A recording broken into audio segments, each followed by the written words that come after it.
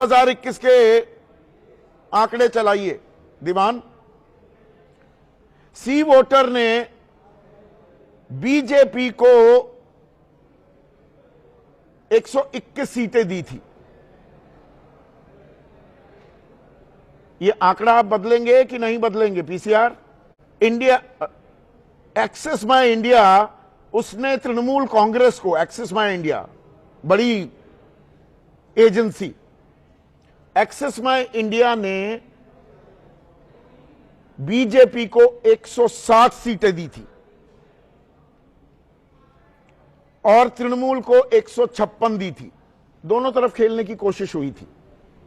सी voter ने 152 से 164 दी तृणमूल को, बीजेपी को 109 से 121। पीपल्स पल्स ने 192 तक सीटें दी थी बीजेपी को। टुडेज चाणक्य ने 191 तृणमूल को दी थी।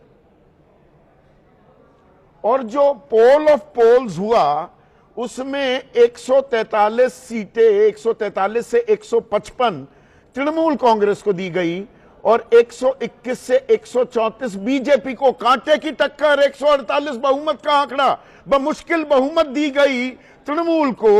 और उसने सीटें कितनी जीती? 215, 67 ज्यादा बीजेपी को दी गई 127, 27 और उसने जीती कितनी? 77, 50 सीटें कम। यह भी एक हकीकत है, ये बताएंगे नहीं ज्यादातर चैनल, लुक्का छिपी का खेल हो जाएगा। प्रोफेसर महेश वर्मा।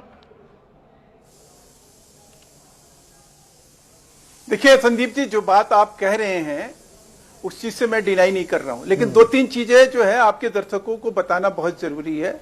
जो आपने सवाल दागे हैं उसका जवाब भी उसी में छुपा हुआ है कि जो हम 127 या 28 सीट जो हारे थे वो 10,000 के अंतर से हारे थे। अच्छा। 57 सीट थी जो कि हम 5,000 से लेकर 8,000 के बीच में हारे थे।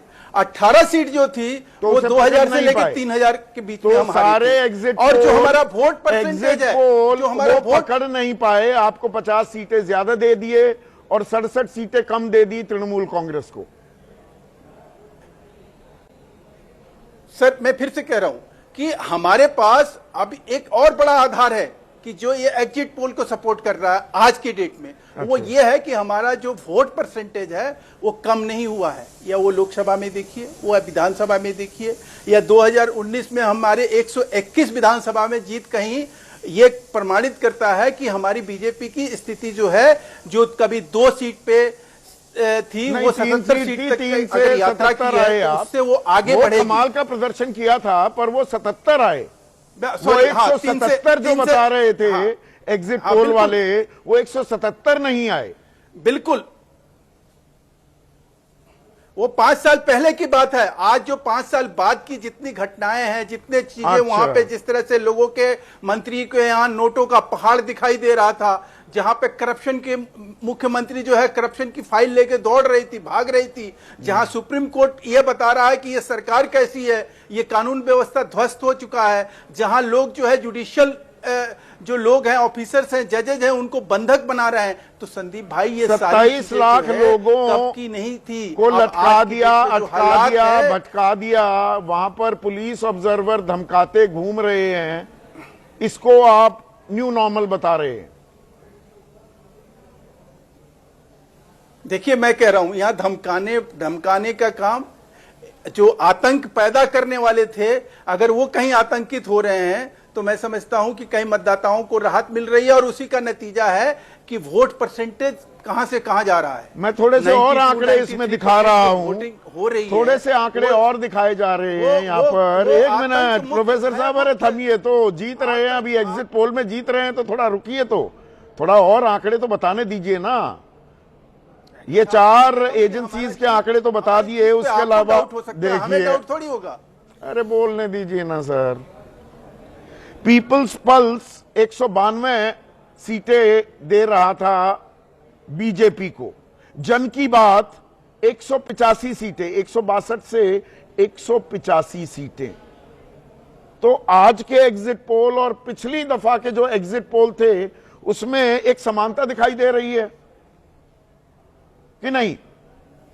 तो नतीजों में भी समानता होगी क्या, या बदल चुका है बंगाल?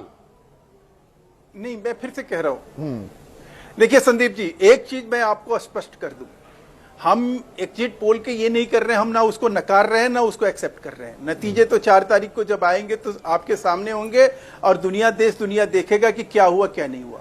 लेकिन आज का जो वहां परिस्थिति है, आज का जो वातावरण है, या जो तथ्य हैं जिसको झुटलाए नहीं जा सकते हैं, अच्छा, जैसे मैंने आपको को उदाहरण देकर समझाने की कोशिश की कि वो तो समझा दिया ना इस तरह आपने, के वो सीट और इस तथ्य तरह के मार्जिन से हमारी हार हुई थी।